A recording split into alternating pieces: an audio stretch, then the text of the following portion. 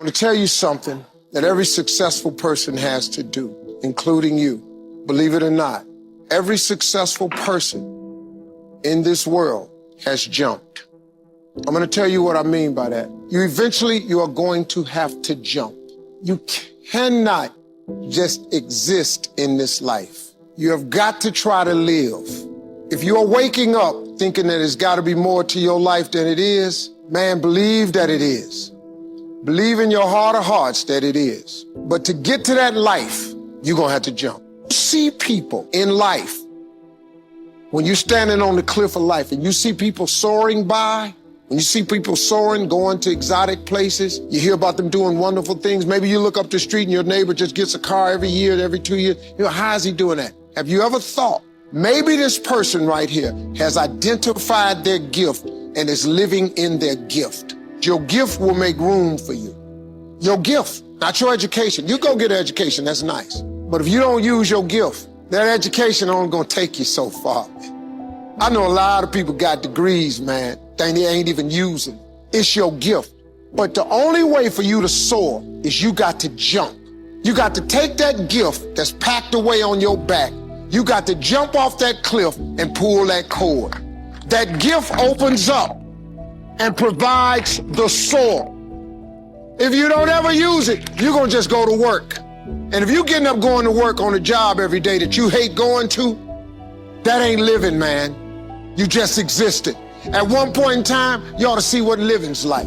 But the only way to see what living like, you gotta jump. And here's the problem. Let me just be real with you. When you first jump, let me tell you something. Your parachute will not open right away. I'm sorry. I wish I could tell you it did, but it don't. When you jump, it's not going to open right away. You're gonna hit them rocks. You're gonna get some skin tore off on them cliffs. You're gonna get all your clothes tore off. You're gonna get some cuts on you. You're gonna be bleeding pretty bad. But eventually, the parachute has to open. That is a promise of God. Here's another thing. You can play it safe and deal without the cuts and the tears. And you can stand on that cliff of life forever safe. But if you don't jump, I got another promise I can make you. Your parachute will never open. You'll never know. You'll never know what God really has. I was speaking at a school once. I was talking to the students. The principal was mortified with my message because I was telling the truth. I was telling the kids, your education is important, but your education is not the most important thing in your life. I'm sorry, it's not.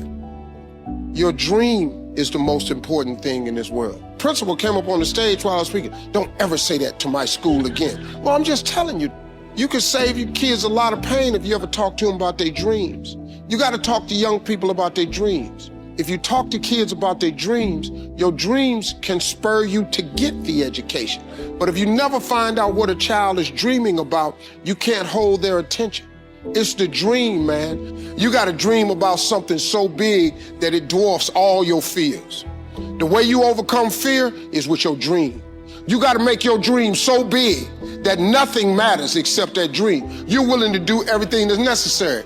The best things in life is on the other side of fear. It's on the other side of fear. But fear freezes people, man. The fear of failure freezes people. Suppose I don't do it. Well, you might not make it. But I got news for you. If you don't do it, you damn sure ain't gonna make it. Faith is the substance of things hoped for and the evidence of things not seen. I talk to so many people who get older, like some of us are, and they've lost their faith. Well, faith is really simple. Faith is the substance of things hoped for. All that means is in the beginning, you just hope something pop off. You know, you just kind of hope something happen for you. I was hoping I would get on TV. I wrote it on a piece of paper when I was 10, I want to be on TV. The problem I had when I wrote it at 10 was I suffered from a severe stuttering problem. I could not talk outside of my house. So can you imagine when I wrote on a piece of paper, I want to be on TV and turned that in. But when I wrote it on the paper, it wasn't factual. It was just hoping. You just got to start with the hope. Faith is the substance of things that you hope for. You just hope something jump. Then what happened is through grace and favor, he give you a couple of them things you hope for, and then you're supposed to start believing then. Because now it turns into faith. But if you take this scripture, faith is the substance of things hoped for and the evidence of things not seen. Albert Einstein said that imagination is everything. It's the preview to life's coming attractions. That's what your imagination is. Your imagination is actually very, very real.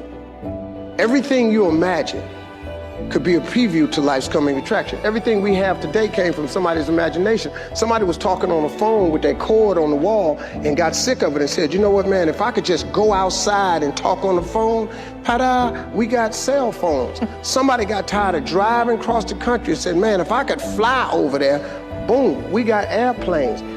Imagination is everything. It's a preview to life's coming attractions. Everything you've ever imagined is real. The problem with most people is you think your imagination is hocus pocus. It's really not. It's a preview of a coming attraction. If you react to your imagination, that's where your real life is. It's just God showing you what he has for you. The problem people have is they tell their imagination to the wrong people.